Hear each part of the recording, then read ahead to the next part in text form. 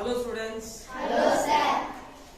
பெரும்பாலான போட்டித் தேர்வுகளில் இந்த மாதிரி கேள்விகள் வந்துட்டே இருக்கும்.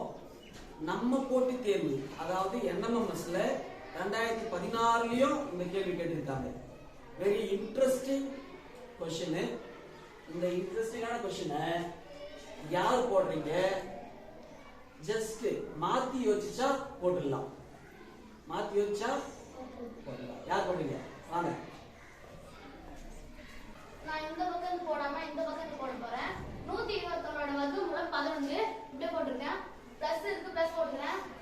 5 இருக்கு 5 போட்டுக்கிறேன். ரூட் இருக்கு அப்படியே ரூட் போட்டுக்கிறேன்.